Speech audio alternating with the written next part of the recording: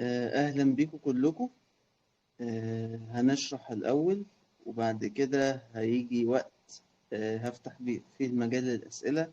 اللي حابب إن هو يسأل أي سؤال أنا معاه. إحنا النهاردة موضوع المحاضرة دي التواصل. وكلمة التواصل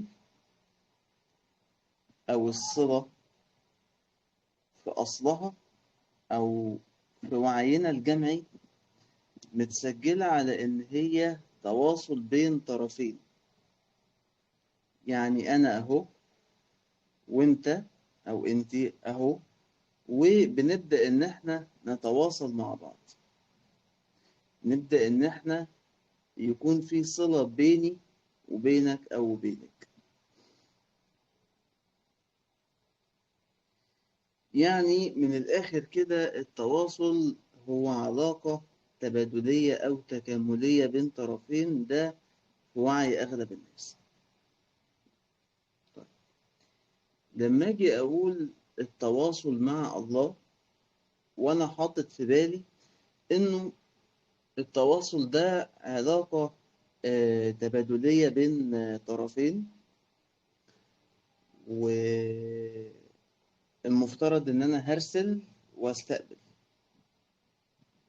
يعني هرسل وفي طرف هيرد عليا. الطرف ده ليه وجود، والوجود ده منفصل عني. يعني أنا موجود وهو موجود، وإحنا الاتنين المفروض إن إحنا بنتواصل مع بعض. لما هيبدأ يحصل كده تلقائي العقل بتاعنا هيتوقع إنه الإجابة هتيجي في صورة صوت. والصوت ده طبعا لا يمكن يكون داخلي، هو هيبقى صوت زي ما احنا بنتكلم كده، أو هيجي في صورة فيجن أو رؤية، أو هيجي في صورة حدث أو تدخل مباشر من الله.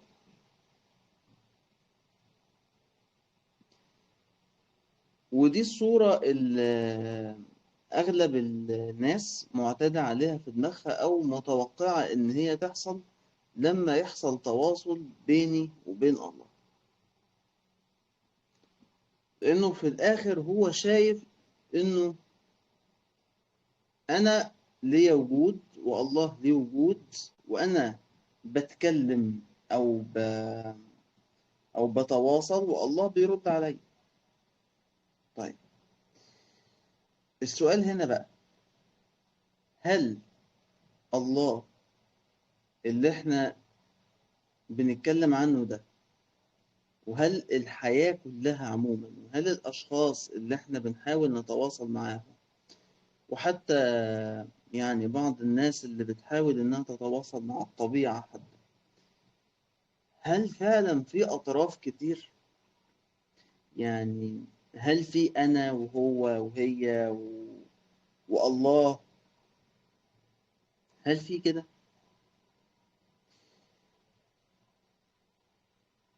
في آية في القرآن والآية دي فريدة من نوعها، وما كررتش فيها كلمة معينة كده غير في الآية دي بس. آية بتقول: لكن هو الله ربي ولا أشرك بربي أحدا. المفروض إن دي كانت ضمن حوار بين أصحاب الجنة أو بين صاحبي الجنة. آه، لكن إحنا الاتنين اللي في الظاهر اتنين، هو وهو دي لما بتيجي معناها إن أنت بتفرغ الحاجة لحد ما توصل لحقيقتها خالص. يعني لحد ما توصل لصورتها المجردة البسيطة الأولية. فلكن كلنا كده هو الله ربي. يعني لو هو بيتكلم على اتنين كان يقول ربنا، لكن بمجرد ما رجع في الأول لكن هو الله، أول ما رجعها للحقيقة البسيطة والأولية بقى ربي. احنا الاتنين شخص واحد، ربي. وكمان قال ولا أشرك بربي أحدا. يعني هو وصل لمرحلة إنه حتى من إدراكه لأن في وجود واحد فقط، هو وجود إلهي، وعي إلهي بيعبر عن ذاته، بيعبر عن نفسه، آه، شاف إن الشرك وهم، سواء بالنسبة له أو بالنسبة للشخص اللي معاه. ولا أشرك بربي أحد.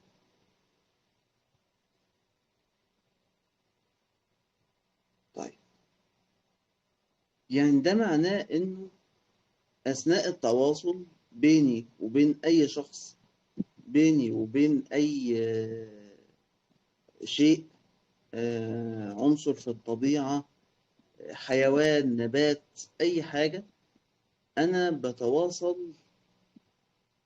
مش أنا طرف والشيء أو الشخص اللي قدامي ده طرف، لكن هو وعي واحد بيحصل جواه بروسيس أو عملية معينة أو حوار.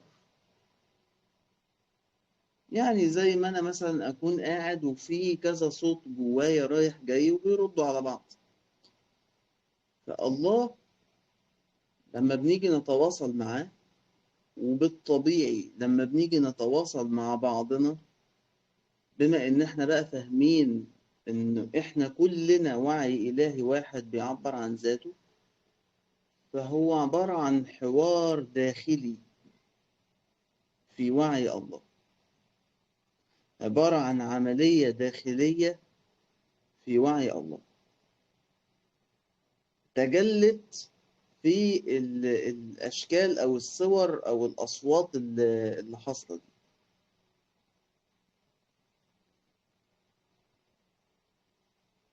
طيب، يبقى ده معناه إن التخيل اللي في دماغنا لما بنيجي نتواصل مع الله، عن إنه المفترض إنه إحنا نلاقي صوت خارجي جاي من بره بيرد علينا، أو نلاقي صورة كأنها اتفتحت لنا أو بعتت لنا، أو نلاقي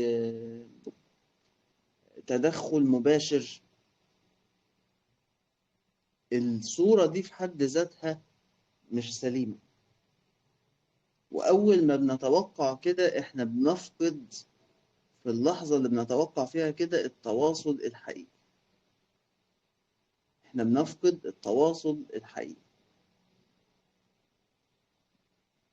ولو رجعنا للآية حتى اللي إحنا بنتكلم فيها، الأساس بتاع التواصل بين اتنين حتى وهم مختلفين، يعني حتى وهو بيكلم واحد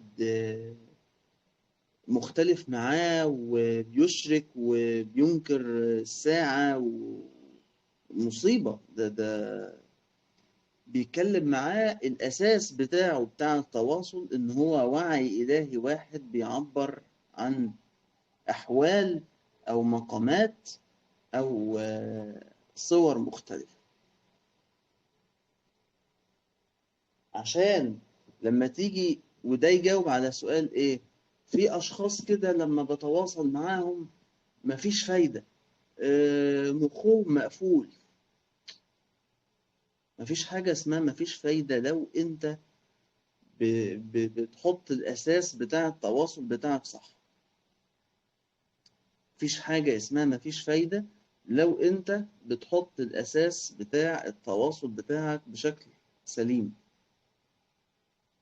حتى لو الظاهر إن الشخص اللي قدامك ما اقتنعش، أو أنت ما اقتنعتش برضه وفضلتوا أنتوا الاتنين كل واحد على موقفه، بس التواصل هنا حصل بمجرد بس أنت ما حطيت الأساس. طيب، أوكي. يبقى لما أجي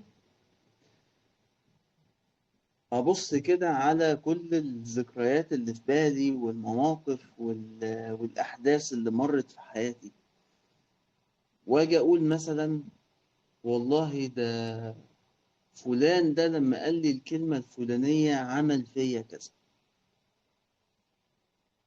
وابدأ احاول ان انا بشيل الاثر، وبتعامل مع الشعور، وبتعامل مع الافكار، وسايب الاساس بتاع التواصل مش مظبوط.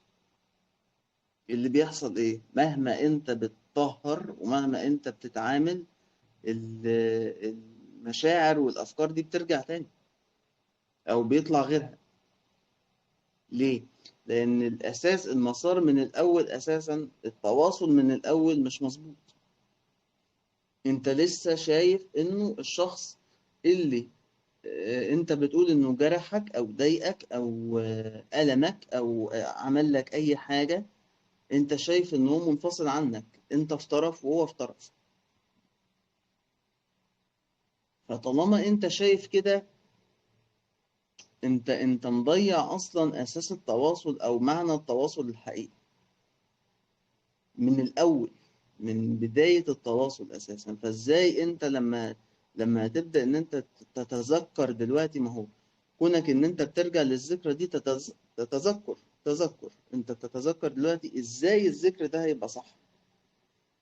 ازاي ازاي هيؤتي بثمرة وانت مضيع البذرة الأساسية بتاعت الشجرة؟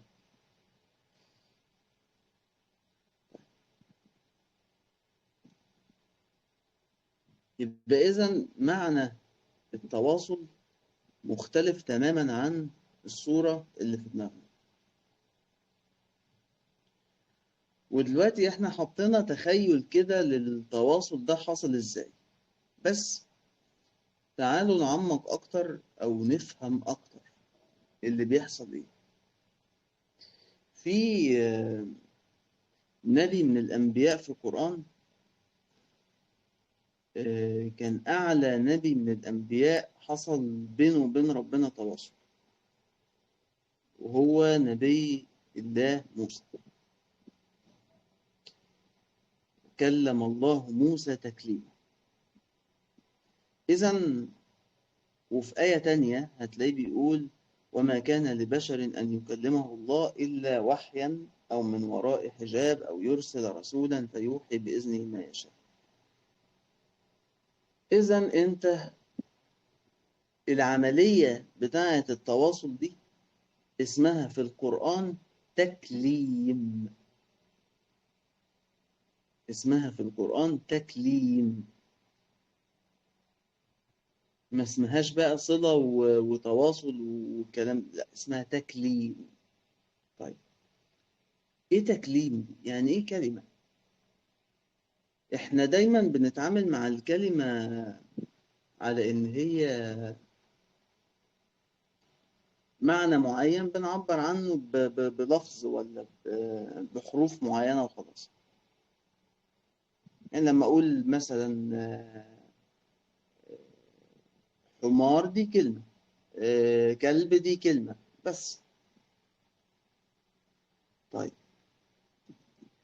خد بالك من حروف الكلمة، الكاف واللام والميم دول هتلاقيهم نفس حروف كلمة ملكة، وهتلاقيهم نفس حروف كلمة كمل.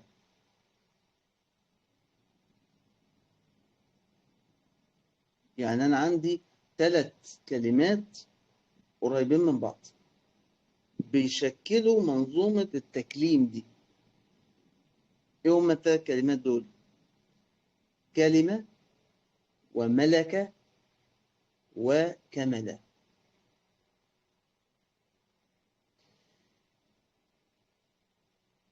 الكمال في القرآن معناه إنه أنت وصلت لنقطة منتهية.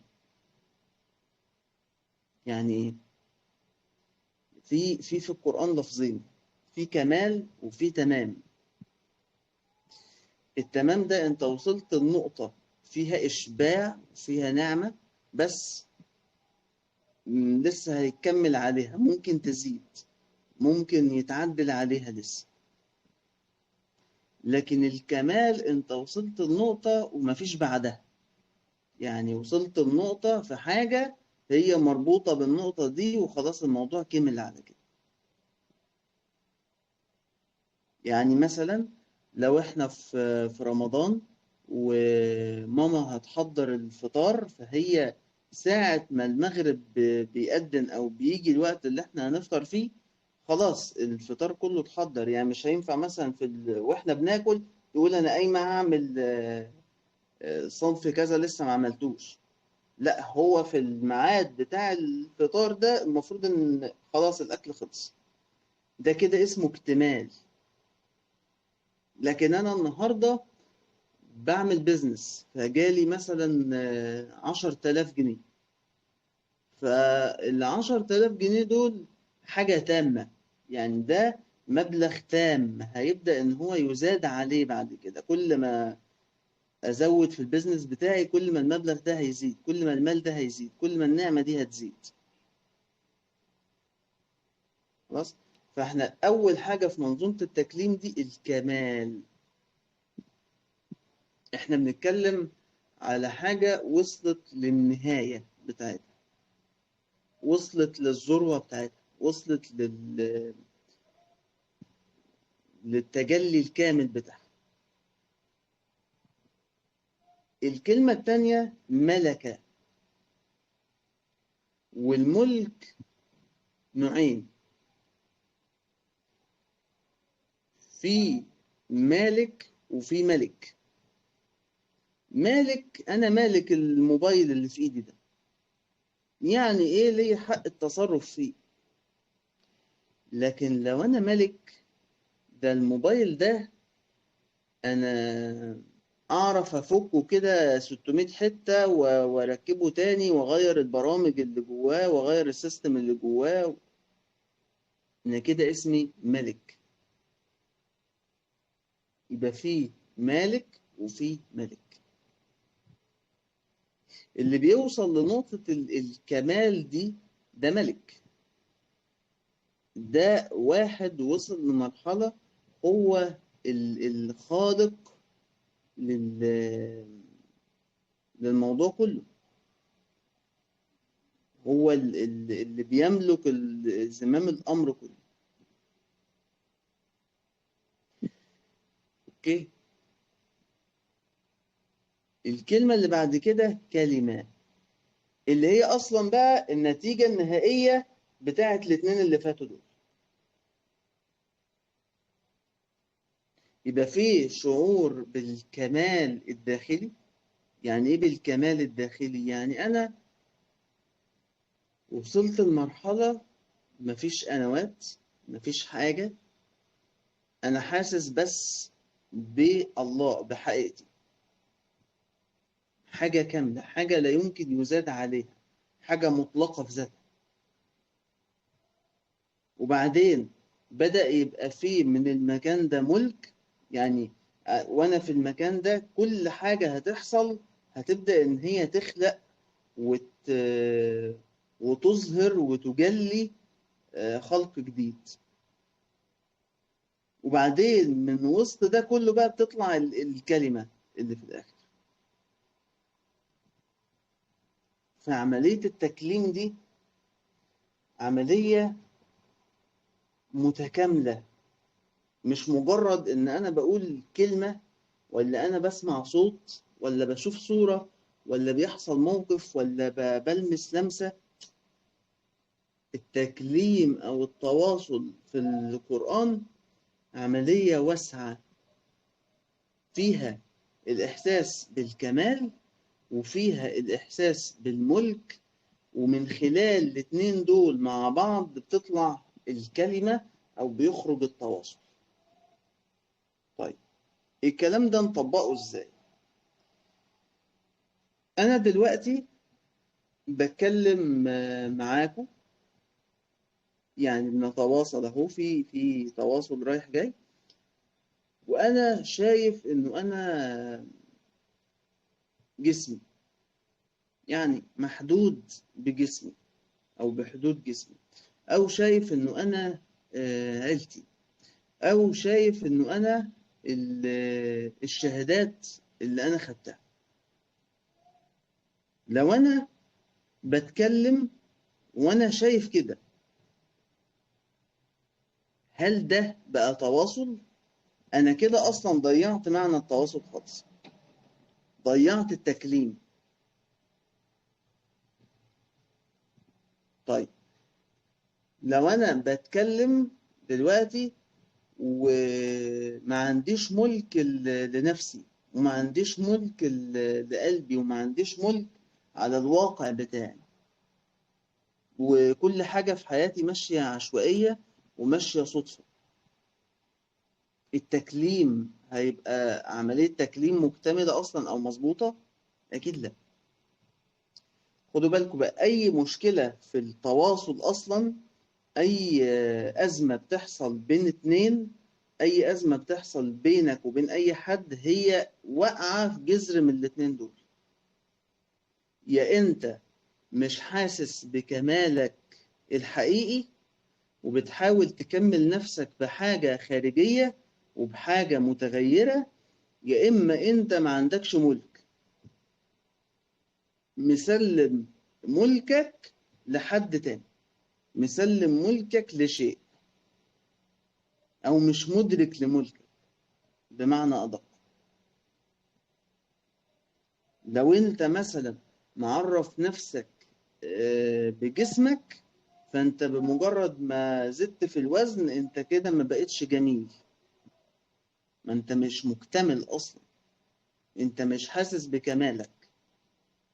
طيب بمجرد ما جسمك ايدك تعبتك انت كده ضعيف.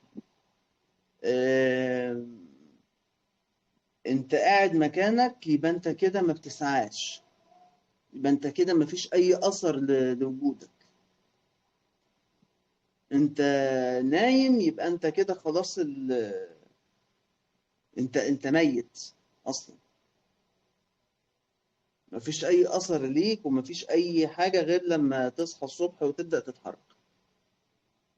انتوا متخيلين احنا نتواصل مع بعض من المكان ده؟ طب ليه؟ يعني لما انا ابقى حاسس بالنقص ده كله او بعدم الكمال ده كله، انا لما اتواصل مع اي حد هبقى عامل ازاي؟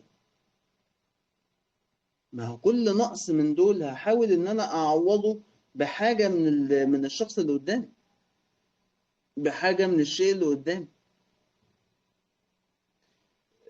بتواصل مع الله وانا حاسس بكده، يعني وانا مش مدرك اصلا ان انا في عمليه تواصل مع حقيقتي اساسا. طب ازاي؟ ازاي هتبقى عامله ازاي؟ هتبقى عباره عن طلبات، وطلبات من مكان افتقاد. انا مفتقد، انا مفتقد لشيء. يعني انا معرف نفسي بناء على جسمي وحدود جسمي، فانا مفتقد للحريه، مفتقد للقوه، مفتقد للتمكين والسفر، مفتقد لحاجات كتير. فدايما لما هكلم ربنا او هيحصل تكليم، هيبقى من المكان ده. مفيش اصلا تكليم، انت حاسس بافتقاد وحاسس بنقص وحاسس بعدم كمال، وبتتواصل من المكان ده.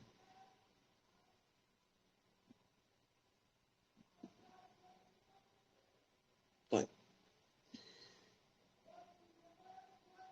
في نقطة مهمة هنا بقى، هل معنى الإحساس بالكمال والملك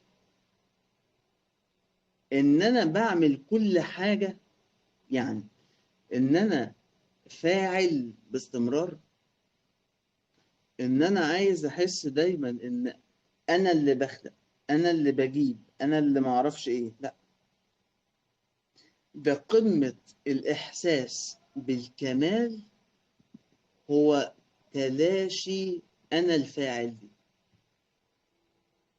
إنك تكون جواك شايف وعارف إنه أنا اللي متعرفة بناء بقى على جسم ولا شخصية ولا بلد ولا عيلة ولا أصدقاء ولا الكلام ده كله، الأنا دي راحت، الأنا اللي عايزة تعمل فعل دي أو تقوم بأعمال معينة عشان تعوض إحساس عدم الاكتمال اللي جواها. لما تكتمل جواها هي أصلا مش محتاج ده بالعكس، ده لما يوم ما تتحرك أنت بتضيف قيمة.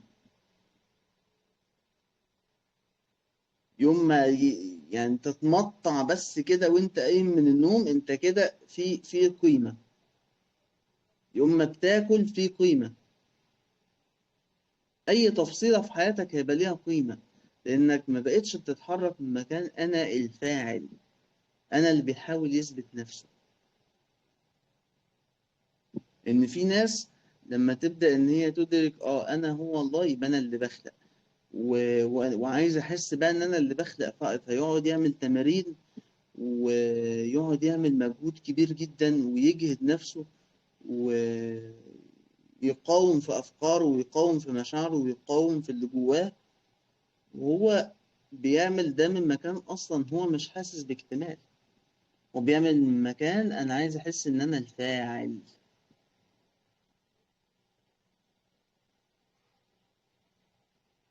فعملية التكليم بقى كلها على بعضها كده عبارة عن إحساس بالاكتمال، بينتج عنه إحساس وشعور بالملك، بينتج عنه كلمة.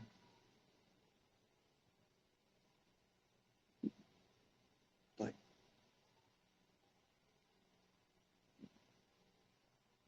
عملية التكليم دي بقى كلها على بعضها كده بتحصل ازاي؟ يعني خلونا مثلا نبدأ ب... ب... بعملية التواصل مع الله. بتحصل ازاي؟ في آية بتقول وما كان لبشر أن يكلمه الله إلا وحيا. يبقى أول حاجة الوحي. وحي يعني إيه؟ وحي دي ببساطة يعني أنا قدامي موبايل، بس اللي واصلني منه أعمق بكتير من كونه موبايل. أنا شايف فيه عملية إبداعية، عملية خلق، عملية تكليم، كلها آيات. أنا شايف آيات الله من خلال الموبايل ده.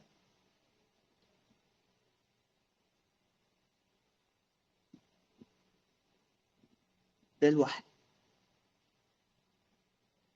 أنا بتعامل النهاردة مع بني آدم، ولا بتعامل مع كلب، ولا مع قطة، ولا مع أي شيء، أنا مش شايف الشيء ولا الشخص اللي قدامي ده مجرد شيء أو شخص.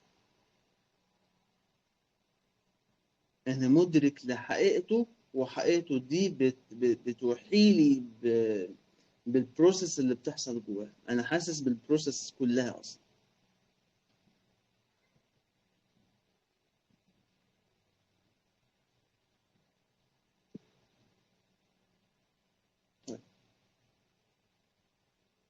أو من وراء حجاب. يعني إيه بقى من وراء حجاب؟ يعني إحنا في العالم المادي بتاعنا ده، في العادي إحنا شايفين دايما حجب. يعني في حجاب بيني وبين الهدف الفلاني، في حجاب بيني وبين الشخص الفلاني، في حجاب بيني وبين إن أوصل لكذا. دايما في حجب. اللي بيوصل لعملية التكليم بالنسبة له هو بيشوف اللي ورا الحجب. هو مش شايف حجب خالص. مش شايف حجب خالص. هو شايف الحجب دي الله. هو شايف الحجب دي حقيقته. مش حقيقته ان هو محجوب، لا، حقيقته يعني مش شايفها حجب اصلا. شايف ان هو وكل شيء حواليه واحد، فما فيش حجب بالنسبة له. مفيش حاجة بتحجبه. مفيش أي شيء أو أي تفصيلة هو عايشها وحجباه وشايلاه وبعداه عن الله أو عن إن هو يشوف الحقيقة.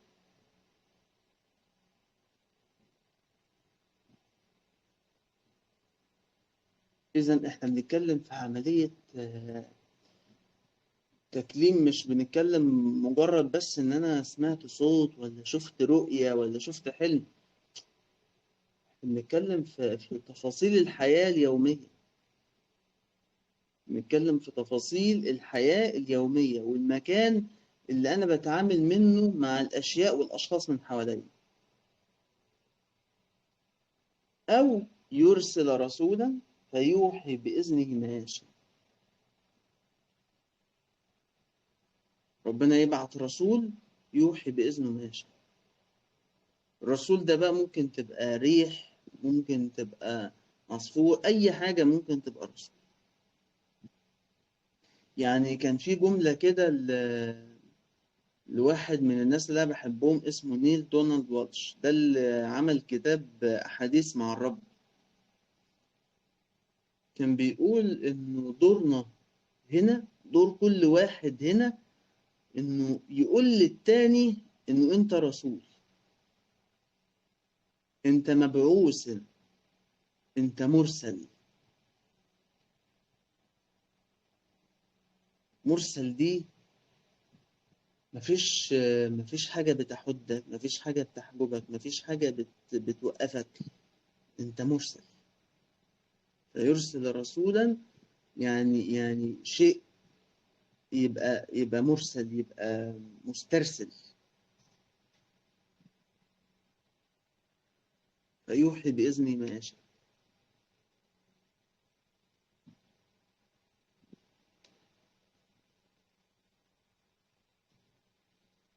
إذا عملية التكليم هي عملية متكاملة بتحصل في تفاصيل حياتي اليومية. أنا بقى لو أنا بتعامل مع شخص وعملية التكليم دي حاصلة جوايا وعملية التواصل دي حاصلة جوايا، أصلا النتيجة اللي هنوصل لها في الآخر عالية جدا، كبيرة.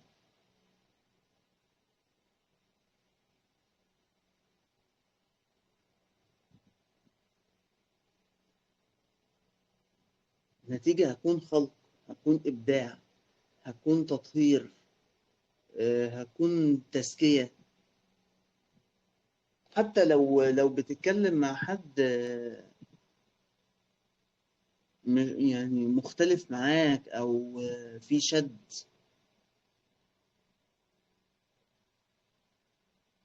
التواصل هيكون مختلف.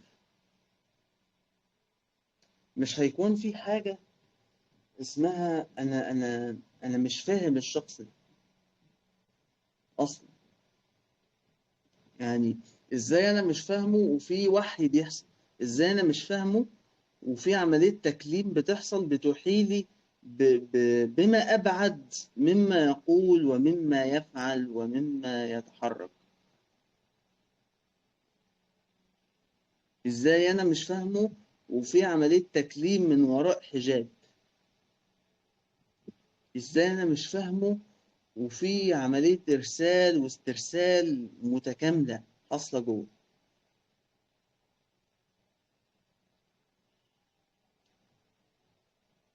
ما مش هيبقى في حاجة اسمها أصل أنا مش مفهوم.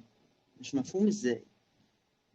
يعني أنت متخيل إنه أنت بتعمل عملية التواصل أو التكليم دي وأنت شايف حقيقة الكون من حواليك وشايف حقيقتك؟ أنت بتتواصل مع حقيقتك. يعني إيه مش مفهوم؟ يعني إيه مش مسموع؟ إزاي؟ إزاي وأنت من خلالك ربنا بيوحي لكل ذرة في الكون بأمرها؟ إزاي؟ إزاي وأنت في كامل الاسترسال؟ إزاي وأنت مفيش حجب بينك وبين الأشياء؟ ازاي هتكون مش مفهوم او كلامك مش واصل او التواصل بتاعك مش جايب نتيجة.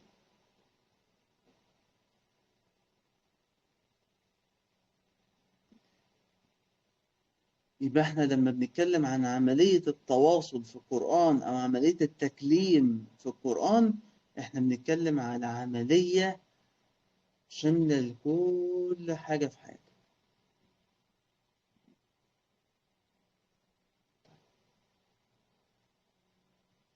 سؤال: ايه الغاية؟ يعني ماشي، يعني عملية التكليم دي حصلت وخلاص، أنا المشاكل اللي كنت بشتكي منها دي خلاص اتحلت وبقيت في أعلى درجات التواصل. ايه الغاية؟ الغاية ببساطة هي إنك تشهد. تشهد يعني إيه تشهد؟ في معنى سطحي معروف، اللي هو إنه أنت بتشوف الحاجة من كل الجوانب بتاعتها، بتعيش الحاجة، فأنت بتشهد الله، يعني أنت شفته وعشته واختبرته. ده إيه المعنى المعروف المألوف. طب هو ليه النحل بينتج شهد؟ ليه؟ ليه اتسمى من الجذر ده؟ لأن الشهادة مش مجرد اختبار. الشهادة خلق وتكوين من أول وجديد. خلق قادر إن هو يكفي ويغطي ويطعم كل الكون في لحظة تواصل حقيقية، في لحظة تكليم حقيقية.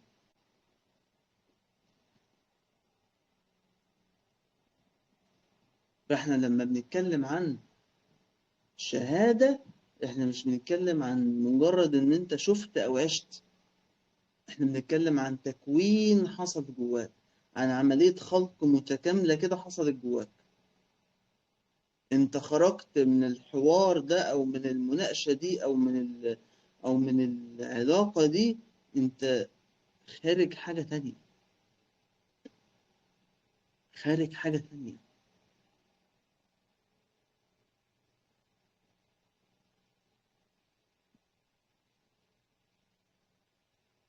يبقى الغاية من عملية التكليم كلها هي شهادة سلطان الله، شهادة سلطان الخلق، شهادة تكوين جديد.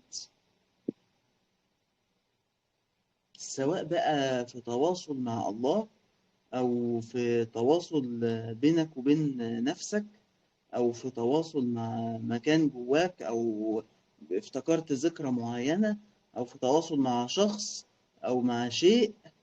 أنت داخل تشهد خلق وتكوين جديد. أنت هتدخل هتخرج غير ما دخلت. أنت بقيت في خلق جديد.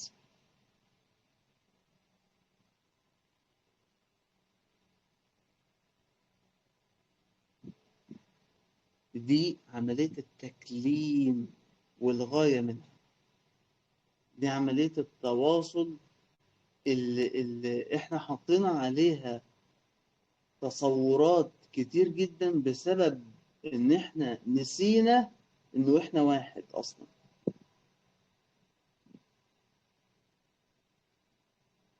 طيب، تعالوا كده ناخد تمرينات عملية، آه، وهي كلها هتلاقي جذرها واحد. كلها هتلاقي جذرها واحد، او احنا بس هي نفس اللي انت بتعمله، بس انت بتحط الاساس بتاع التواصل من اول وجديد.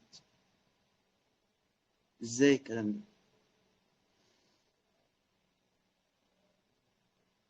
من ضمن المظاهر اللي تبين ان عملية التكليم مش حاصلة صح، ان يكون في مشاعر في حياتك بتحسها بعمق لدرجة كبيرة، سواء إيجابية أو سلبية، ومشاعر تانية تحس إن في بينك وبينها مليون سد، مليون حاجز، مليون حجاب، تحسها بشكل سطحي. ممكن حد يبقى بيحس الحب بعمق قوي، وفي نفس الوقت بيحس الحزن بعمق قوي، وفي نفس الوقت السعادة عنده مش عارف يحسها بعمق، بيحسها بسطحية. ممكن واحد يبقى بيحس الفرح جدا ومش عارف يحس حزنه، يتكبت.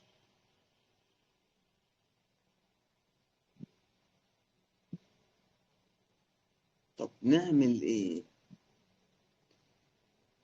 هات دلوقتي كده ورقة وقلم او في نوتة الموبايل، واكتب 5 مشاعر بتحسهم بعمق.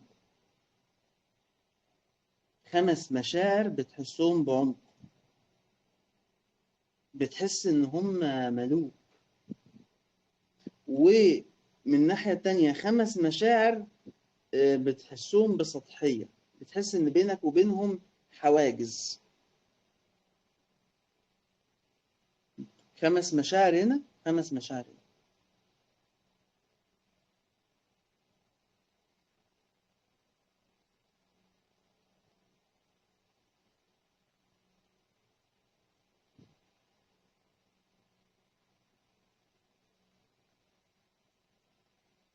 لما هتكتب ال5 مشاعر دول هنا وهنا، هتختار شعور من هنا، يعني أكتر شعور بتحسه بعمق من هنا، وأكتر شعور بينك وبينه حواجز أو بتحسه بسطحية من الناحية التانية.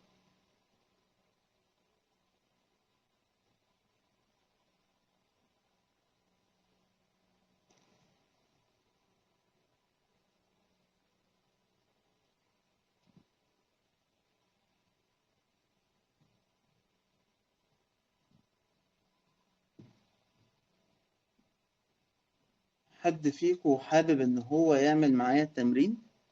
نعمله مع بعض.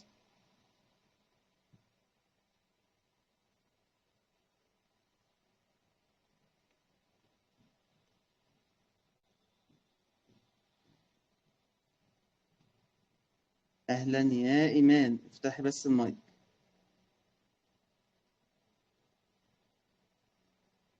افتحي المايك بس يا إيمان. مساء الخير، سامعني ندى؟ أيوة كده سامعك. مساء ازيك، الخير. أخبارك إيه؟ الحمد لله تمام. طيب. كتبتي شعور بتحسيه بعمق وشعور بتحسيه بسطحية. اه. حلو قوي. طيب، عايزك تفتكري آخر موقف حسيتي فيه الشعور اللي انت بتحسيه بعمق ده. افتكريه كويس وعيشي الذكرى في بالك.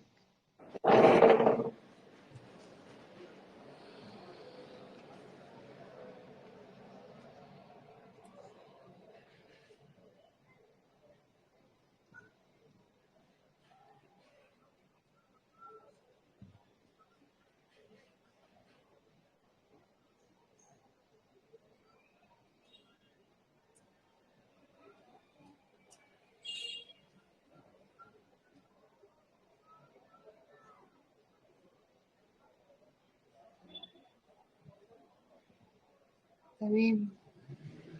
دلوقتي ابدأي قولي من جواكي من قلبك بعمق: أنا وعي إلهي بيعبر عن نفسه في الشعور ده.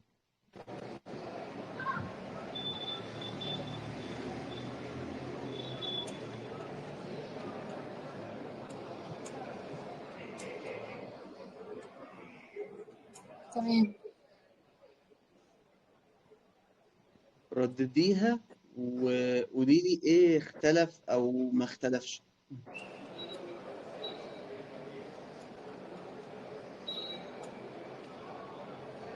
هو انا حسيت ان هو اتحول اصلا لشعور تاني. امم وشفت صورة ملهاش علاقة بالموقف أصلا، يعني صورة بصوت اوكي كمان. تمام. اوكي، تعالي بقى على الشعور اللي انت بتحسيه بسطحية. تمام.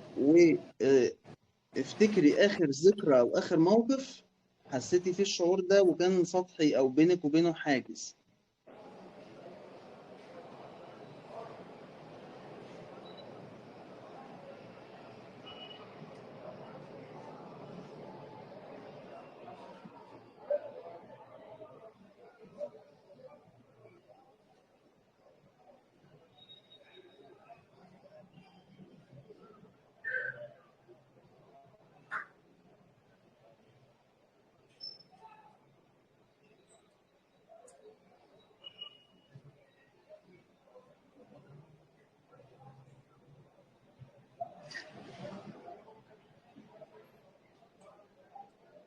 تمام.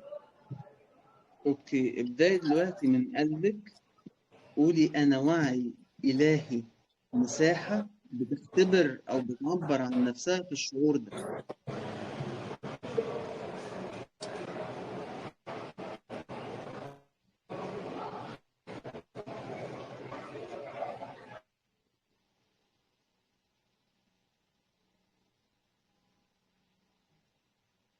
قولي لي إيه اللي حصل.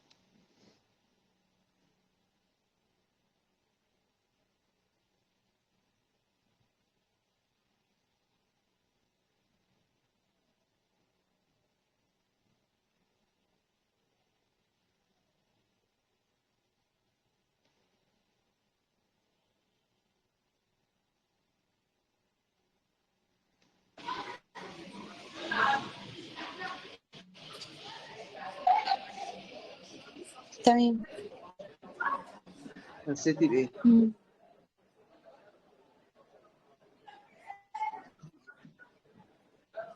آه، حسيت بمقاومة شديدة. مقاومة. حلو. رددي مم. جواكي أنا وعي إلهي ومساحة بتختبر وبتعبر عن نفسها في صورة المقاومة دي لنفسها.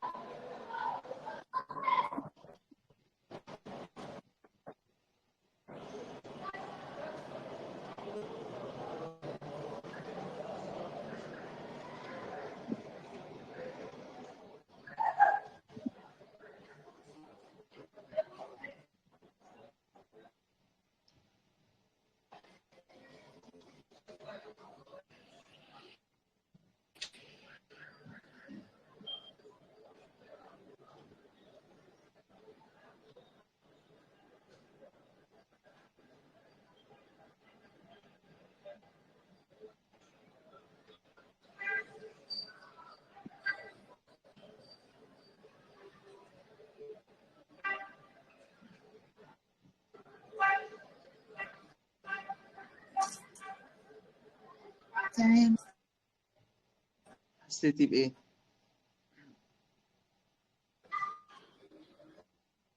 يعني نعم؟ ثواني، سامعني؟ اه تمام. سامع كده اه. آه، بص، هما حاجتين عكس بعض، يعني شعور في نفس الوقت. شفت صورة زي جدول المية أو بيت سرايا. لا تاني معلش الصوت قطع.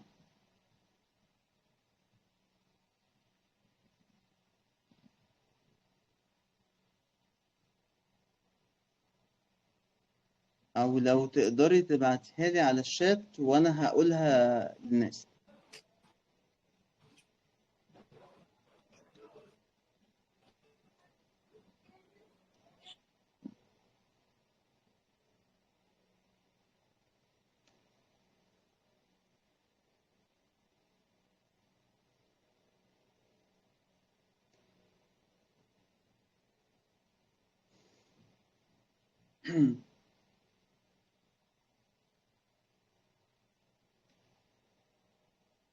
معايا إيمان؟ إيمان فصلت عندها الشبكة فصلت عندها. طيب نكمل لحد ما ترجع. في حد تاني حابب إن هو يشارك؟ خدوا بالكم بس في تعليق بسيط كده حابب أقوله على اللي حصل مع إيمان. فأول شعور هي قالت إن الشعور اتحول عندها لصوت مختلف وصورة وشعور تاني أصلا. اللي بيحصل إيه بقى؟ لما بتحصل عملية التكليم بشكل سليم، لما أنت بتحط أساس التكليم، اللي بيحصل إن هتكتشف إن في مشاعر، المشاعر دي أنت كنت فاكرها حاجة وهي في العمق أصلا حاجة تانية. يعني ممكن تبقى فاكر شعور أنت بتحسه بعمق قوي إن هو فرح، وتكتشف لما تبدأ تحصل عملية التكليم إنه أنت كنت حاسس بالنعمة، حاسس ببساطة، حاسس بيسر، حاسس بسهولة، مش بفرح. ده مثال. ممكن تبقى أنت شعور تاني أنت حاسس فيه آه إن هو بتحسه بسطحية أو مش بيكمل معاك، أو في بينك وبينه حواجز. ولما تبدأ تحط الأساس السليم بتاعه تبدأ تظهر المقاومة. لما تبدأ تحط الأساس بتاعها زي ما عملنا، يبدأ اللي يحصل إن أنت تحس مشاعر جوه وعمق وطبقات للشعور ده من جديد أنت ما كنتش شايفها، ما كنتش واخد بالك منها.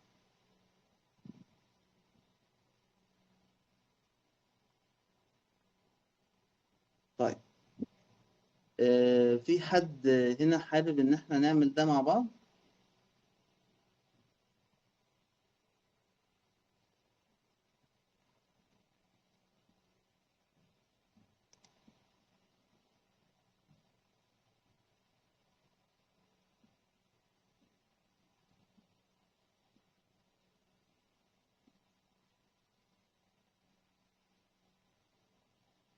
في أي حد هنا حابب إن احنا نعمل ده مع بعض؟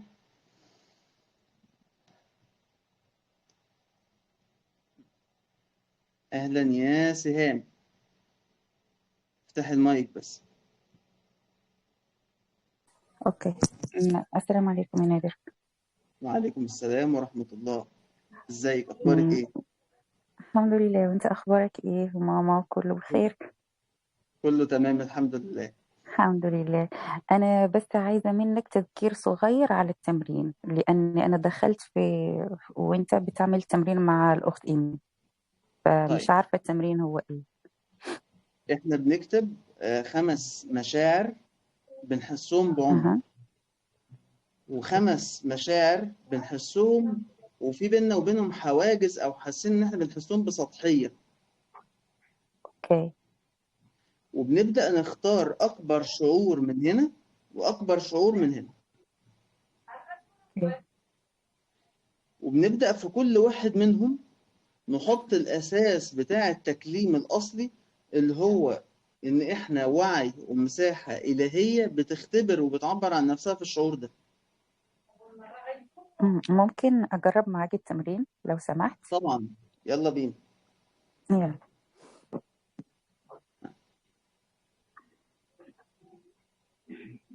هاتي أكبر شعور بتحسيه بعمق قوي، وأكبر شعور بتحسي إنه في بينك وبينه حواجز.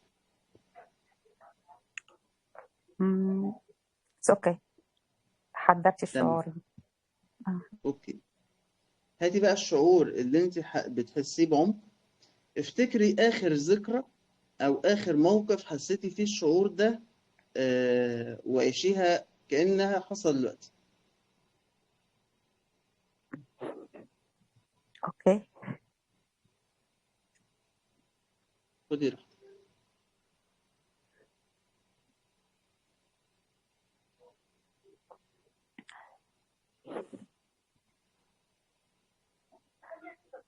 حاساه. حلو قوي. عايزك تبداي تركزي على قلبك وتقولي انا وعي الهي بيختبر الشعور ده وبيعبر عن نفسه في صورة الشعور ده. اوكي.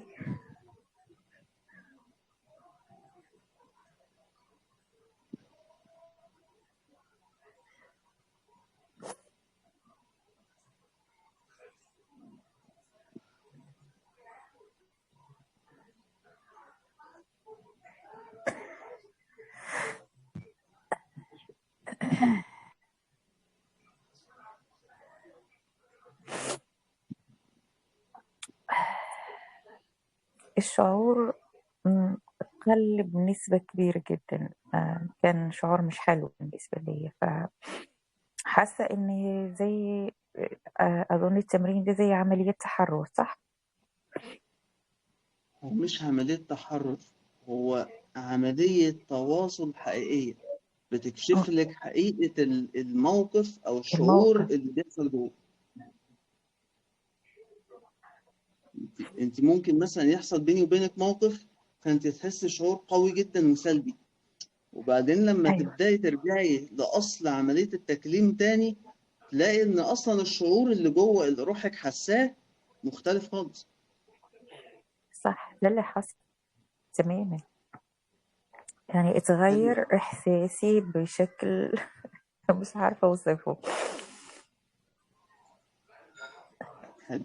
هاتي بقى الشعور اللي احنا حاسينه بسطحيه او حاسين بيننا وبينه حواجز. أوكي، حصل.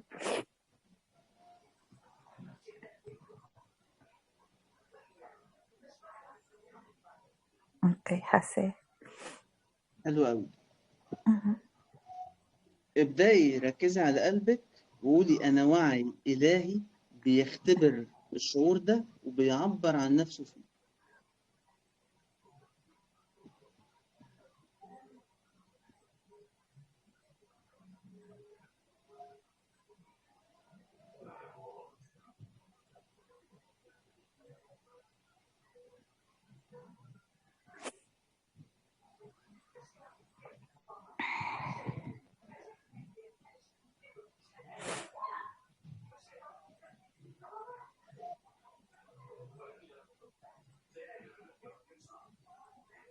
م- هي مش مش عارفة أشرحها إزاي. مش الإحساس اللي اتغير، بس سبحان الله، يعني بانت حاجة اللي هي كانت مخلية الشعور ده بينه وبينه حواجز، فطلعت اوتوماتيكلي كده في دماغي. مم. ما حاولتش اعمل حاجة، بس اوتوماتيكلي جت في بالي. انا هقول الشعور. اوكي، الشعور هو الفرح، فجت في بالي حاجة ان الخوف من الفرح هي اللي مم. بتخليني حاطة حواجز بيني وبين الفرح. جميل. ركزي بقى دلوقتي كده على الخوف ده وقولي عليه نفس الجملة: أنا وعي ومساحة إلهية بتختبر الشعور ده وبتعبر عن نفسها فيه.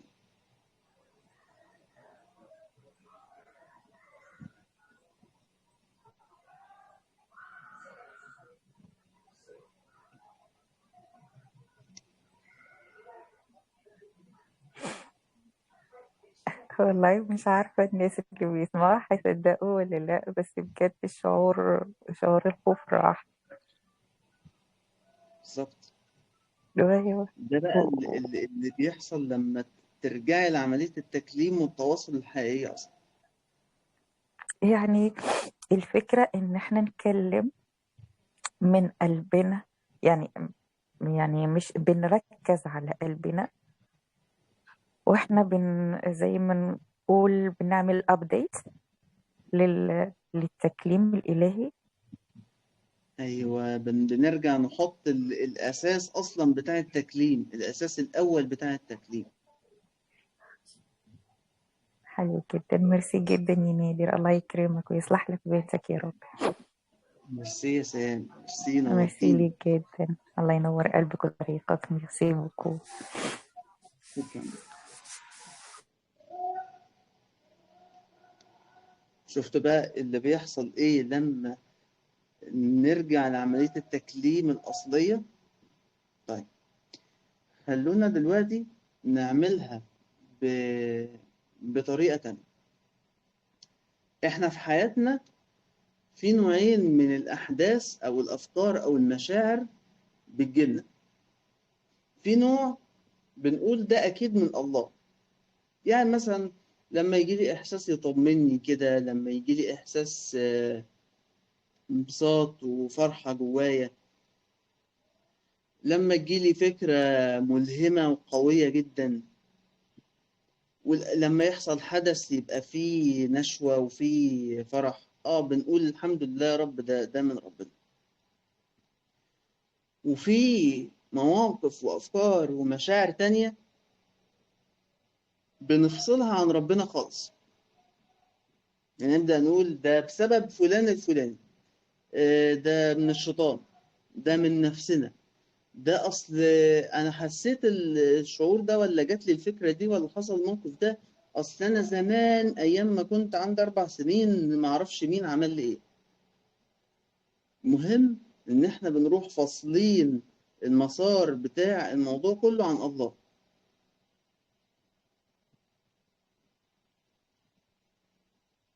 فاللي إحنا هنعمله دلوقتي إنه إحنا هنكتب موقفين أو حاجتين بنحسهم من الله جدا، وموقفين بنحسهم منفصلين عن الله.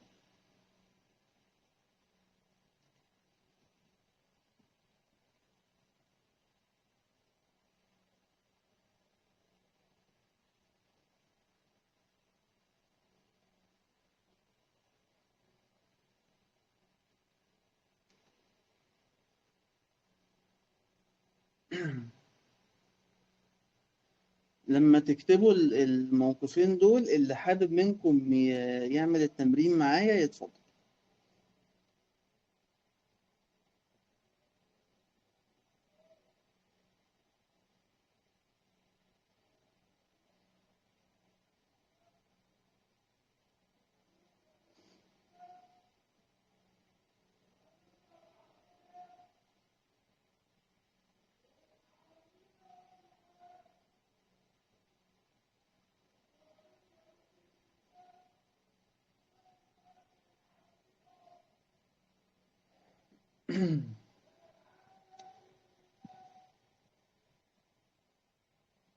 في أي حد حابب إن هو ينفذ معايا التمرين اللي هنعمله ده؟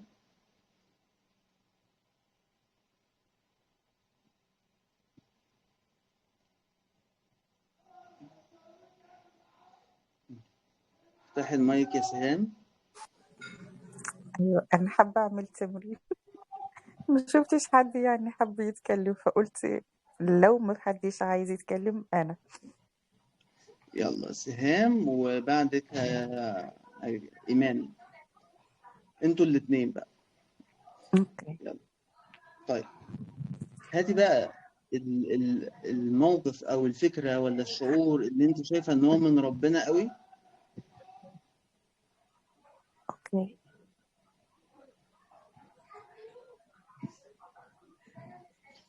وابدأي ركزي على قلبك وقولي أنا وعي إلهي بيختبر التجربة دي، وممكن يختبر عكسها في نفس الوقت.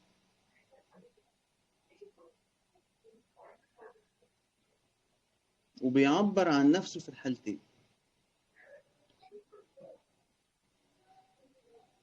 ممكن تعيد الجملة لو سمحت؟ أنا حاضر. وعي أنا إلهي. وعي إلهي بيختبر التجربة أو الفكرة أو الشعور ده، وبيختبر عكسها في نفس الوقت.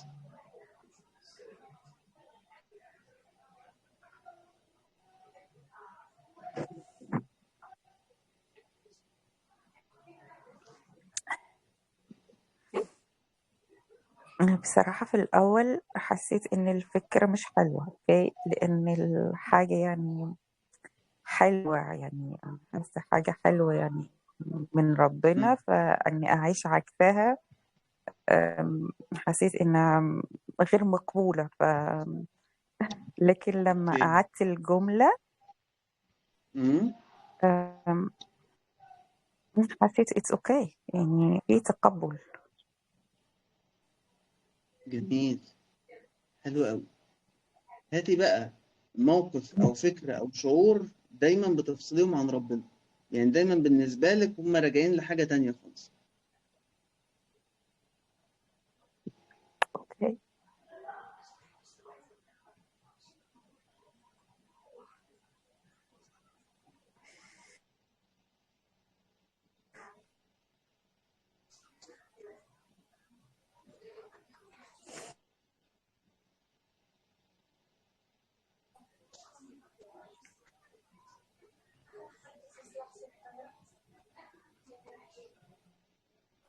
الشعور حاضر. اوكي. عايزك تركزي على قلبك وتقولي انا وعي الهي ومساحة بتختبر وبتعبر عن نفسها في الشعور ده، ولا او في التجربة دي.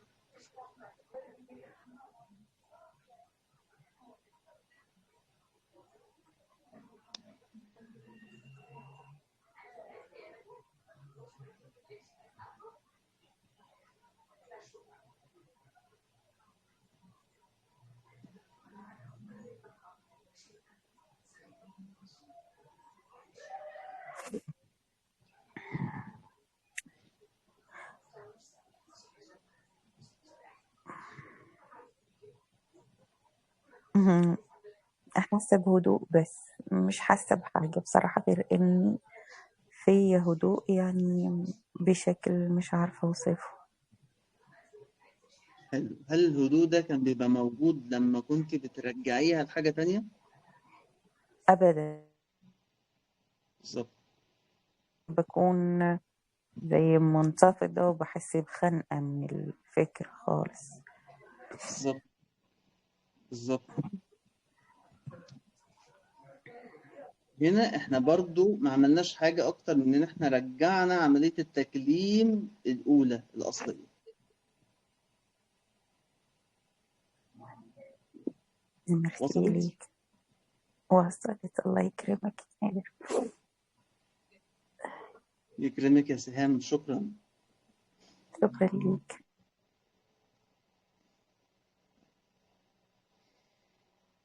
يا ايمان، يلا افتحي المايك. نقدر معاك. معلش يا فصل هلا. مني قبل كده. ولا يهمك. كان ايه بقى اللي حصل؟ كان النت الشبكة عندي كانت فاصلة. لا اه اقصد في التمرين. اه اوكي. اللي كان حصل والله ده نسيت. ايوه كنت واقفة ان الشعور يتحول في الاخر لخوف، وكنت شايفة صورة زي جدول مية بيتحرك، فحسيت ان الاتنين اصلا عكس بعض. اوكي. هو اللي حصل هنا ايه؟ ان في خوف فعلا، بس انت شفتي ورا الخوف ده جدول ميه، يعني تدفق، يعني سريان. امم انت في اه العادي الخوف لما بيبقى انت مرجعاه او فاصلاه عن ربنا، اللي بيحصل ايه؟ انت بتشوفيه توقف، بتشوفيه عقبة، بتشوفيه حجاب. لكن لما انت شفتي الخوف وشفتي معاه كمان جدول ميه، اه كأن صحيح. ربنا بيوريكي اه خدي بالك ده ورا الخوف ده في تدفق عالي. كل ما اختبرتي معلش بقى ممكن تعيدها تاني؟ الشعور ده. طيب، يعني كأن ربنا بيوريكي انت ورا خوفك ده في تدفق عالي. كل بقى ما انت اختبرتي التجربة او الفكرة ولا الشعور ده من مكان الله، من مكان تكليم حقيقي، اللي هيحصل ان انت هتستقبلي اكتر من التدفق ده، والخوف هيبدأ ان هو يتلاشى. مش هيبقى فيه مقاومة اصلا، فهتحس الشعور بعمق. اه تمام. اوكي. وصلت؟ اه وصل. اوكي، تعالي بقى نعمل التمرين الجديد. ماشي. اوكي، هاتي حاجة انت بتشوفي ان هي من ربنا، بس دايما بتنسبيها لربنا لما بتحصل، وحاجة تانية العكس، لا يمكن دي تبقى من ربنا، استحالة.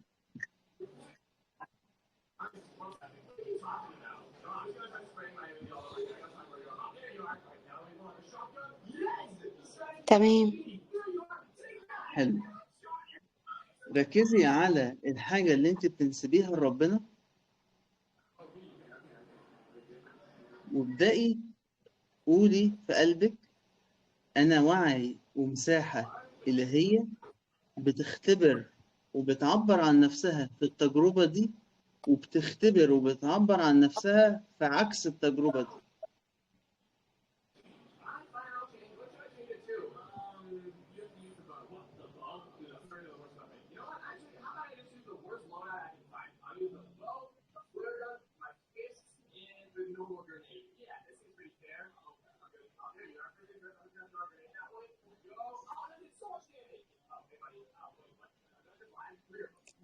تمام. اوكي. حلو قوي، حسيتي بإيه؟ حسيت ان انا هي الفكره، انا اختبرت الموضوع على انه دايما لما ببقى منتظره حاجه وبعد فتره وبتحصل بحس انه جبر من ربنا. امم فكان في منحه كنت مقدمه عليها فاتقبلت فيها، فده كان بالنسبه لي اللي هو يعني ربنا بيطبطب عليا كده زي ما بيقولوا. بس الفكره اللي اوكي. جه في بالي بقى انه في مجال تاني برضو في حاجه كنت مقدمه عليها، كنت خايفه جدا ان انا لحد دلوقتي ما جاليش الرد. امم فحسيت ان الصوت بيقول لي اوكي يعني لو ما جاتش تمام، مش معناها العكس يعني. حسيت ان انا خلاص اوكي. قابله الفكره. اوكي، طيب تعالي بقى للحاجة اللي انت لا يمكن تنسبيها لربنا، يعني دايما بتنسبيها لشخص، لحاجة جواكي، بس مش ربنا. تمام. اوكي، ركزي على قلبك وقولي: أنا وعي ومساحة إلهية بتختبر وتعبر عن نفسها في التجربة دي.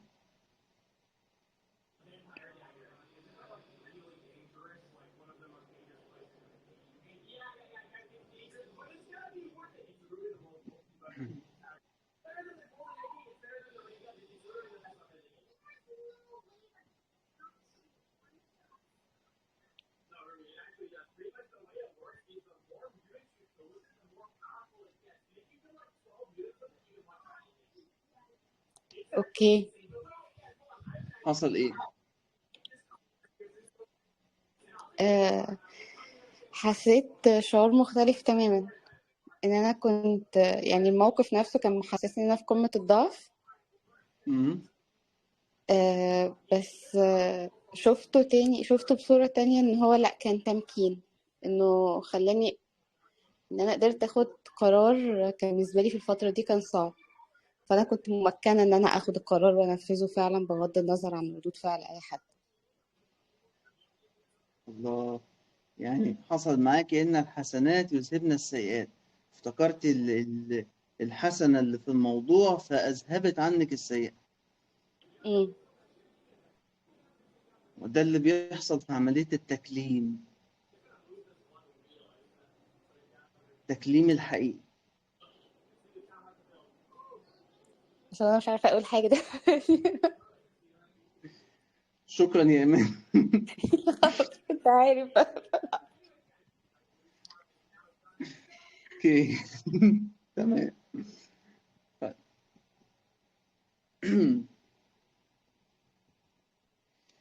تعالوا نعمل تمرين كمان،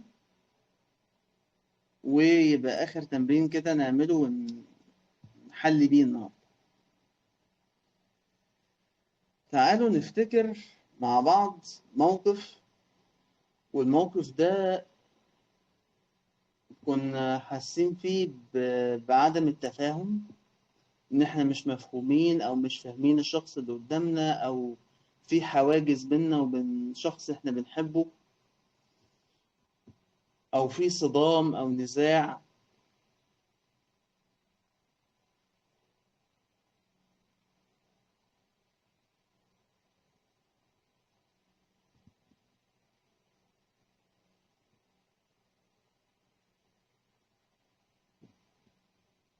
لما تفتكروا الموقف، اللي عايز يجرب معايا التمرين يتفضل.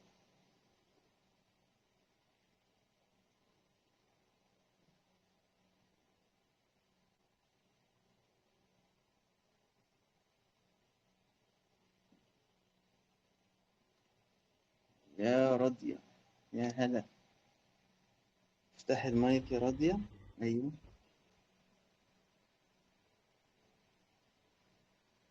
الو.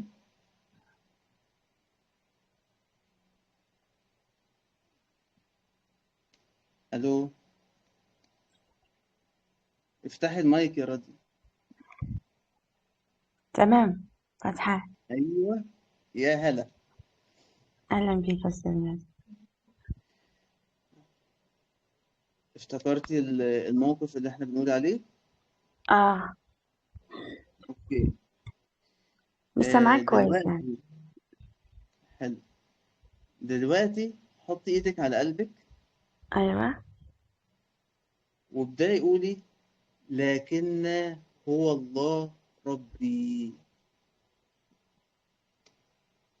أنا هو الله، والشخص اللي قدامي هو الله، والحوار والحدث والتجربة كلها تعبير عن الله.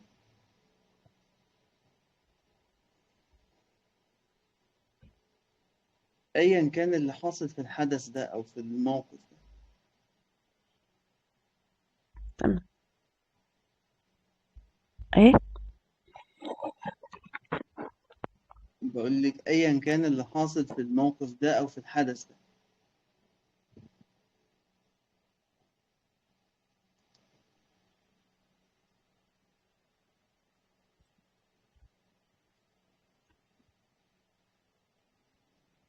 مش سامعاك يا أستاذ نادر.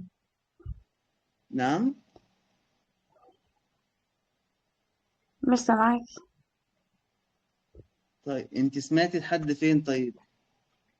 لغاية الحوار اللي بينا كمان.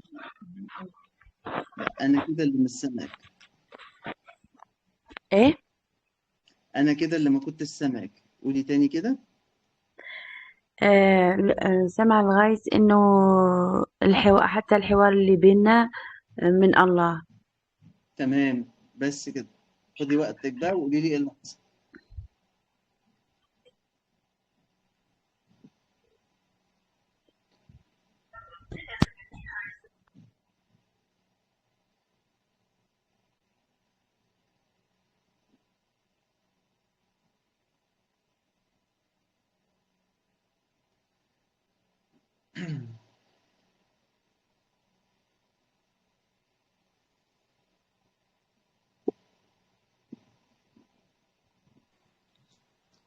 نعم يا أستاذ نادر.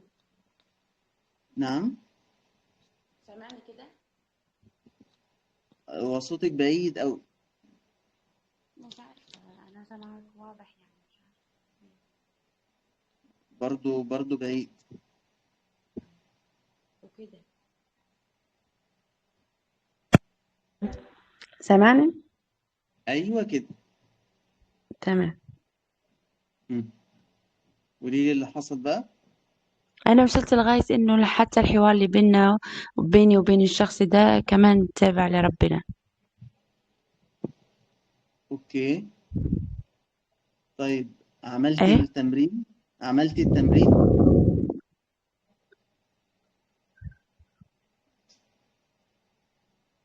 عملتي التمرين؟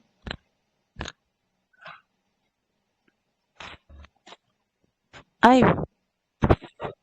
طيب، حصل إيه بقى؟ حسيتي بإيه؟ نعم يا أستاذ نادر. بقول لك حصل إيه؟ حسيتي بإيه لما عملتي التمرين؟ حسيت إن أنا مش قادرة أحكم مم. عليه مرة تانية. الشخص ده مش عارفة أحكم عليه. أوكي. وده عمل جواكي إيه؟ حسيت إن أنا بعتب على نفسي. حسيت إن أنا مش قادرة أحكم مرة تانية عليه. طيب، شوفي نفسك. بالعكس تماما ان انا احكم عليه ولا اعمل اي حاجة تضره يعني. اوكي، شوفي نفسك وتصرفك بالكامل في الموقف ده، وابدأي شوفي ان مساحة إلهية بتعبر عن نفسها.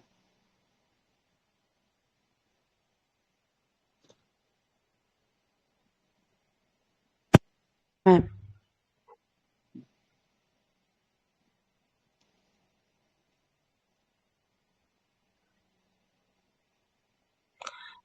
كده كده بحس ان انا كنت فاكرة ان انا صح وهو خطأ، بس دلوقتي مفيش صح ومفيش خطأ، كلنا الله عليك. حاجة واحدة. الله عليكي. بالظبط.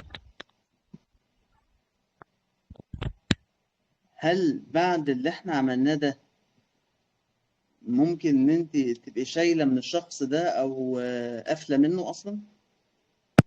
مستحيل، احنا واحد اصلا. بالظبط. ممكن بالظبط. اساعده، ممكن ممكن جيه بحب، مش ممكن ازعل منه خالص. الله عليكي، بالظبط كده. ده اللي بيحصل لما نرجع عملية التكليم لأصلها الحقيقي، لأصلها الأول. تبدأ أي حواجز ما بيننا وما بين أي حد إحنا بنتعامل معاه تبدأ إن هي تروح وتتلاشى وتختفي بهدوء. اللي إحنا شرحنا إن هي من وراء حجاب، يعني ما يبقاش في حجاب بينك وبين الشخص. عندك سؤال يا راضية؟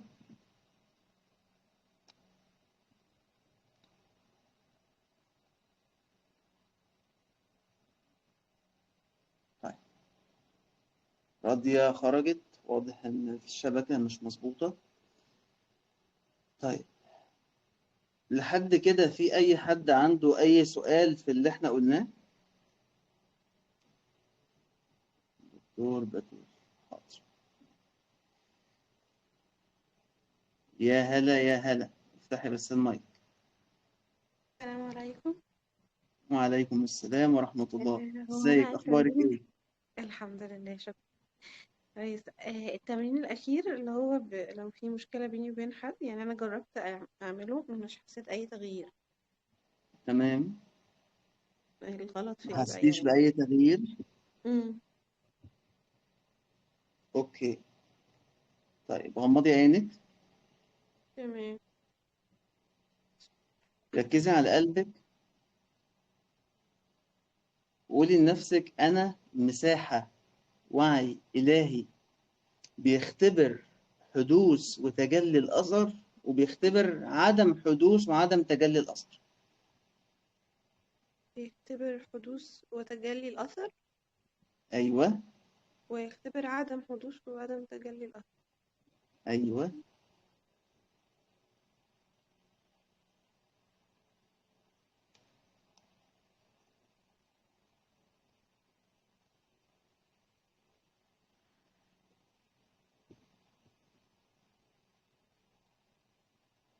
تمام.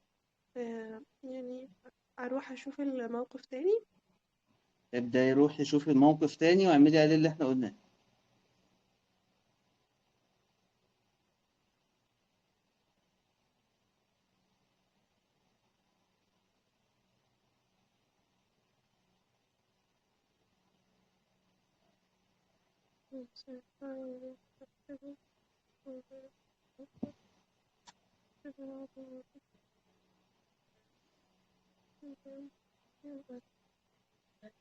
حاسة انه اكنه في ان انا صورتي في الموقف اكنه ان انا في ريلاكسيشن، اوكي. بس يعني بقية الاطراف اللي في الموقف ما فيش تغير فيه. اوكي، ركزي عليهم وقولي لكن هو الله ربي.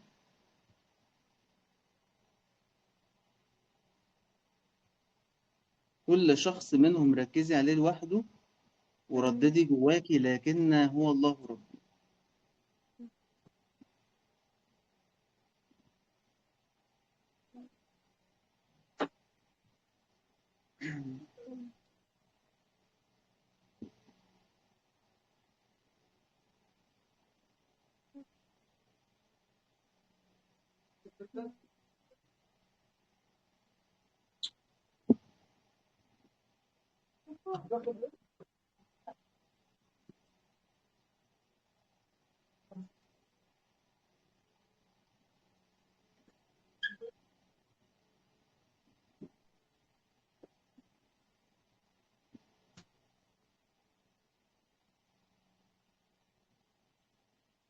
بدأت أحس آه، الطرف اللي ركزت عليه أكنه هو كمان حصله ريلاكسيشن. مم. أروح للطرف التاني، نعم، أروح للشخص التاني. روحي لكل شخص منهم ورددي عليه كده. تمام.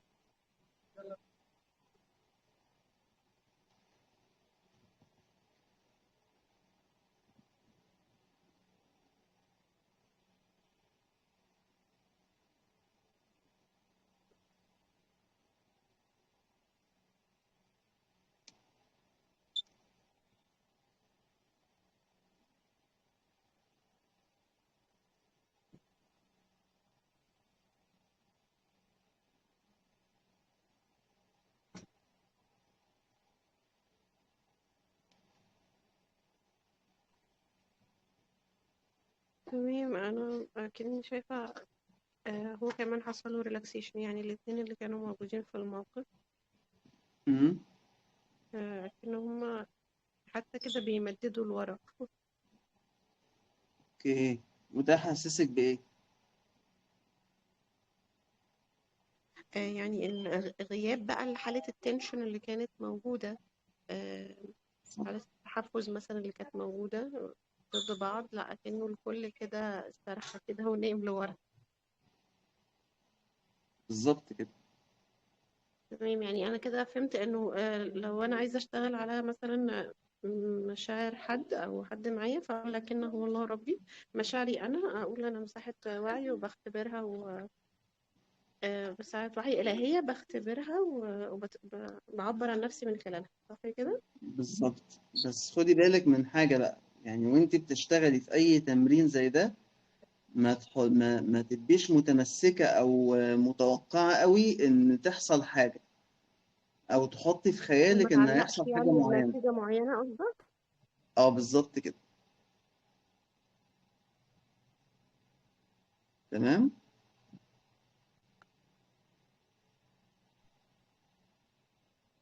تمام. اه معاك، أيوة معلش الصوت راح شوية. ولا هم. ما تعلقش إن في تغير هيحصل، ولا قصدك إنه ممكن ساعات يحصل وممكن لأ؟ مش بالظبط. تمام. الهدف من الموضوع زي ما قلنا شهادة تكوين وخلق جديد وشهادة الله، مش ان انا اوصل لنتيجة معينة انا حاططها في دماغي. أوكي. تمام. تمام. شكرا لحضرتك. عندك اي سؤال تاني؟ لا تمام، متابعة معاك، ولو في سؤال هرفع ايدي. شكرا. اوكي. اوكي، شكرا. طيب، ايمان. معلش عندي سؤال يا نادر لو سمحت. طيب مم. دلوقتي انا عشان اكون اوصل ان انا ابقى على يعني او خلينا نقول على طول في حال تكليم في اي تواصل اوكي. سواء مع اي كائن او اشخاص، هل يعني اعملها ازاي؟ هل ان انا لو عملت التمارين دي على المواقف اللي معايا قبل كده هيتخلق جوايا ذكر انه ان انا على طول بقيت في حالة اتصال، ولا ليها طريقة تانية؟ هيبقى في جواكي رصيد كافي يخليكي في أغلبية الوقت تبقي في حال تكليم، ولما يحصل إنه أنت بتخرجي بره التكليم ده هتبدأي إن أنت تعرفي ترجعي نفسك بسرعة.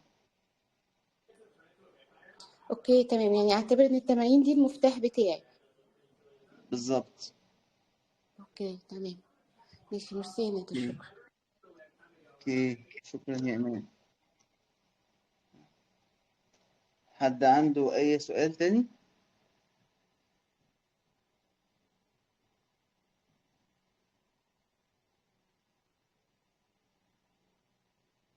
طيب، حلو قوي. لو في حد عنده اي سؤال ومش عايز مثلا ان هو يتكلم، ممكن يبعت لي رسالة في الشات، مفيش مشكلة. لكل الناس بقى اللي حضروا معايا دلوقتي لايف من اول المحاضرة، خليني اديكوا هدية حلوة كده. اللي احنا عملناه ده هو جزء من جلسات اسمها جلسات جذور. جلسات جذور هي الجلسات اللي بنشوف فيها أو بنتخيل فيها نفسنا كنبات، كبذرة، وبنبدأ نشوف الجذور بتاعتنا في الأرض، وفي علاقتنا بالله، ونبدأ نظبطها. ومن خلال إن إحنا بنكتشف الجذور بتاعتنا دي، بنبدأ شوية شوية نبني علاقة جديدة بيننا وبين الله، وعلاقة جديدة بيننا وبين أفكارنا ومشاعرنا ونفسنا، وعلاقة جديدة مع الناس والأشياء من حوالينا. في نفس الوقت، في المرحلة التانية بنبدأ إن إحنا نفهم الكون ده كله أصلا السيستم اللي هو ماشي بيه ماشي إزاي. يعني إحنا اتفقنا إن كل عمليات التواصل دي عبارة عن عملية تكليم. إحنا نبدأ بقى ناخد السيستم بتاع التكليم ده أصلا بيحصل إزاي. دي تاني مرحلة. تالت مرحلة هنبدأ إن إحنا من خلال اللي إحنا عملناه ده كله هناخد اختبار بسيط. الاختبار ده عبارة عن مجموعة أسئلة، لما هنجاوبها هنبدأ نكتشف مواهبنا إيه، رسالتنا إيه، نشتغل عليهم بأنهي طريقة. يعني مثلا أنا وإنتوا وكلنا، كل واحد فينا عايز يحقق الرغد أو الغنى أو العزة أو أي حاجة هو عايز يحققها. بس كل واحد بحسب جذوره وبحسب تكوينه وبحسب علاقته مع الله ليه المفاتيح بتاعته والأبواب بتاعته اللي يدخل منها ويحقق اللي هو عايزه. ودي تالت مرحلة احنا هنتكلم فيها. يعني انت هتبقى عارف او معاك المفاتيح اللي تدخل منها عشان توصل لأي هدف انت عايزه بفرديتك انت، بالحاجة اللي انت عايزها. كل بقى حد حضر معايا المحاضرة دي من أول المحاضرة، يعني أنا شايفكم تقريبا 16 واحد أو كده. كل حد منكم حضر معايا المحاضرة دي وحابب إن هو يكمل ويتعمق أكتر في عملية التكليم ويكتشف جذوره، ليه خصم على جلسات جذور 50%. 50% خصم على جلسات جذور. ابعت لي رسالة على الماسنجر في أي وقت وهقول لك على تفاصيل الجلسات بالكامل. لو أنت حابب إن أنت تشترك وحاسس إن أنت عايز تتعمق أكتر وتبني علاقة جديدة بينك وبين الله وبينك وبين كل شيء في حياتك.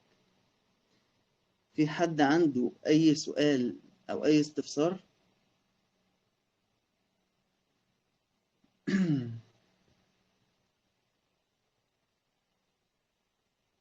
آخر نداء لطيارة الدوحة.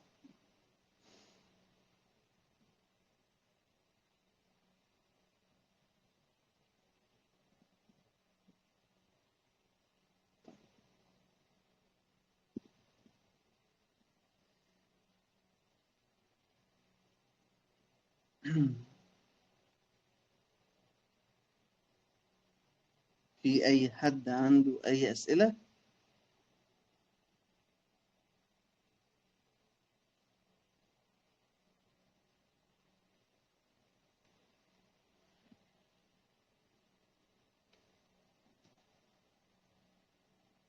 في حد من المحاضرة بعت لي بيقول لي ازاي تعيش الحرية، وازاي يكون شريك حياتك متقبل ليك. لما بندخل في عملية التكليم أو في حال التكليم بشكل تلقائي، زي ما قلنا ربنا بيرسل كل شيء جوانا فيبقى مرسل، فمفيش حجب، مفيش حدود، مفيش حواجز، مفيش حاجة بتعوق الاسترسال بتاعك في أي حاجة في حياتك. فلما ده بيحصل بتبدأ تحس بالحرية من جواك. لما بتحس بالحرية من جواك، وبرضو انت في عملية تكليم مع الشريك، فاللي بيحصل ايه؟ انه خلاص بقى في تواصل، بقى في حال من الكمال، حال من الملك، حال من الاسترسال، حال من الأمان، وأمان خالص مستمد من الله. مش بنحاول إن إحنا نحققه من بره ونبذل مجهود كبير جدا وإحنا بنحققه. فهو الحل كله إزاي إن إحنا بس نرجع لعملية التكليم الأولى اللي إحنا اتكلمنا فيها. مجرد ما بنرجع لها ونتدرب عليها تبدأ الحرية تيجي كنتيجة، وبالتالي التقبل في حياتنا كلها بيجي بشكل تلقائي. يا رب أكون جاوبت حلو. يا منال.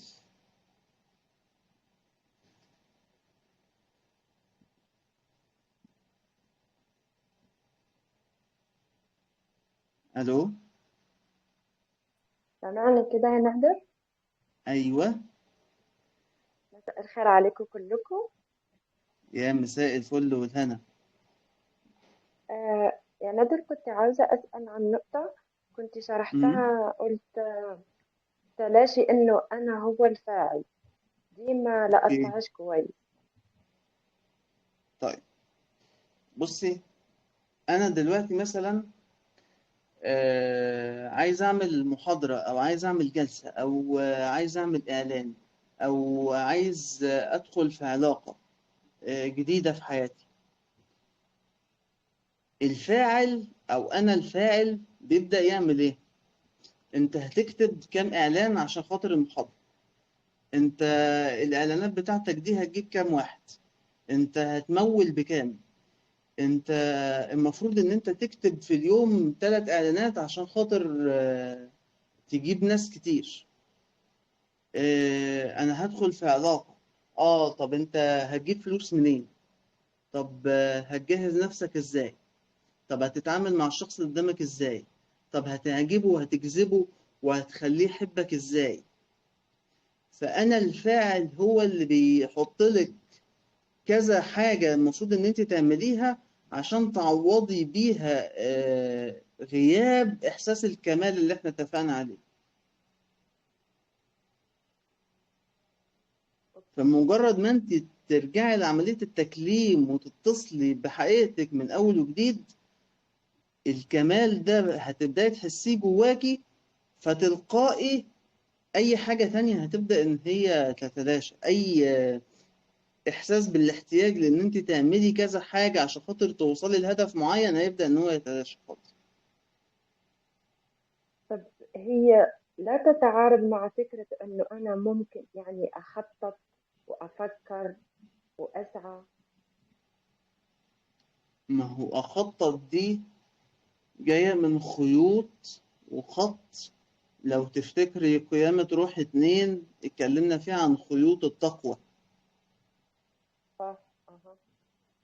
فانت لما بتبداي ان انت تدمجي وتضمي الخيوط دي مع بعضها، تبدأ إن هي بشكل تلقائي توريكي الخطوات بتاعتك اللي أنت هتمشيها. لكن لما تبدأ إن أنت تخططي بهدف أنا هعمل كذا وبعدين كذا وبعدين كذا وبعدين كذا، وملكيش دعوة أنت بقى بالتدفق ولا بالفلو ولا بالمفاتيح بتاعتك ولا بالجذور بتاعتك، التخطيط هنا بيبدأ يتحول لنوع من أنواع المقاومة. أها، فهمت. طيب. أوكي. وصلت؟ تمام، شكرا. اوكي، شكرا يا منال. عندك سؤال تاني؟ لا كده تمام يا ناس، تمام. شكرا.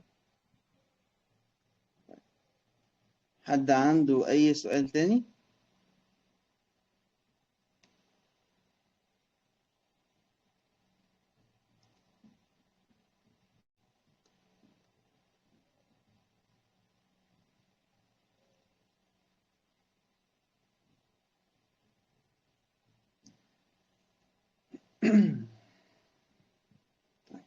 شكرا لكم كلكم، نورتوني واتبسطت معاكم قد الدنيا. يا رب تكونوا انتوا كمان اتبسطتوا.